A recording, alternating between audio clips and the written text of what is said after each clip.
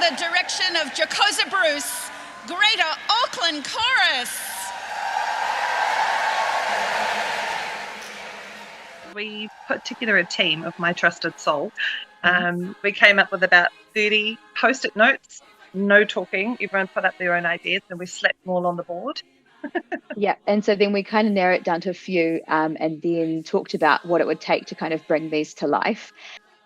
We were sharing pictures from, images from the world about how we wanted these ghosts to look. So not too creepy, also kind of not, so that they could be tapped into later to love.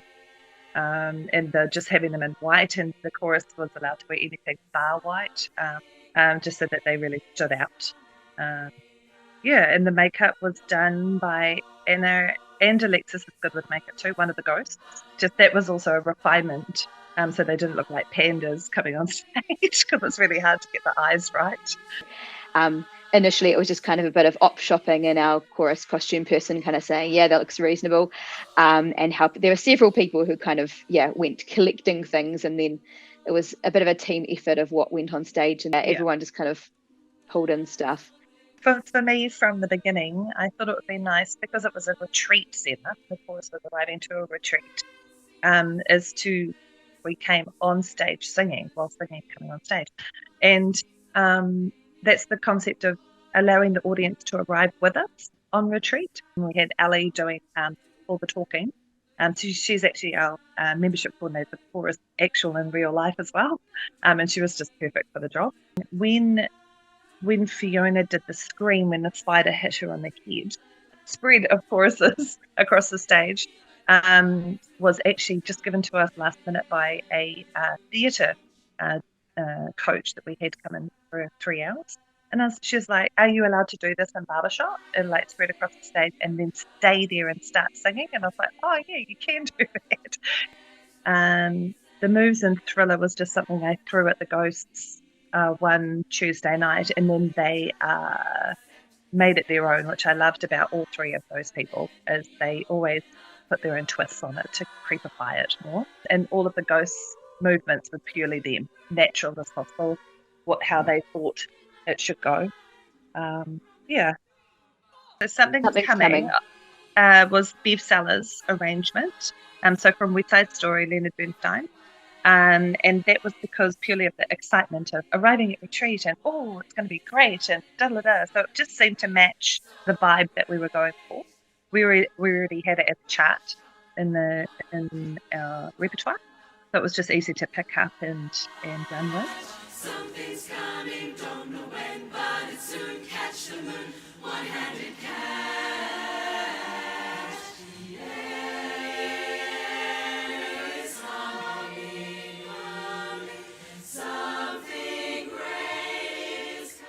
Originally, when we designed the package, we were trying to do it so that it would mostly use songs that were already in our repertoire or already available. We weren't planning to arrange songs. But when we looked at the song that we were planning to kind of set the haunted theme, we realized it was only available in a medley. And the lyrics with the medley just didn't really make sense for our theme. And so I'd kind of done a bit of arranging, not a lot, but some, and just started working through this list of songs where the rights were there and kind of like, no. And then found this one by this artist called Brenna. And it just had this awesome spooky vibe. And I was like, whoa, this is so cool. Give me a week to see if I can make this work. So I quickly chucked something together and Joe was like, I love it. This is totally going to work.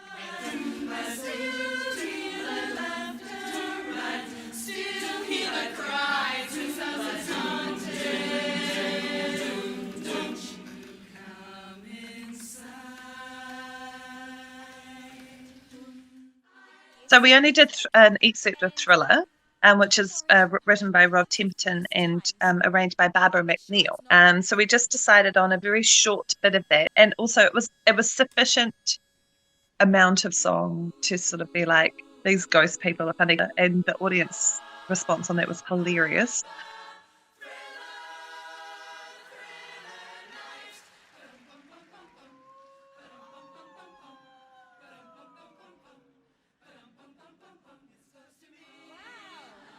I just suddenly was like, oh, imagine if the ghost was singing Dumb Ways to Die, ha ha ha. And then they're like, I was like, oh my gosh, that would be awesome. from a lyric perspective, so people probably, a lot of Sweet Adeline's have now Googled the original. Some of it is not Sweet Adeline's appropriate. So we kind of had the idea of like, we'll do some of the original lyrics to start with, and then it would be quite funny if we talked about singing related or Sweet Adeline's related Dumb Ways to Die. It was, because it's kind of in-house jokes for Sweet Adeline's, and so you had to pick all the right ones. There's so many fun things that we do as an organisation, like that we don't understand means, like, doesn't make any sense to the outside world. Try to bribe the judges to give you first place. Dumb ways to die.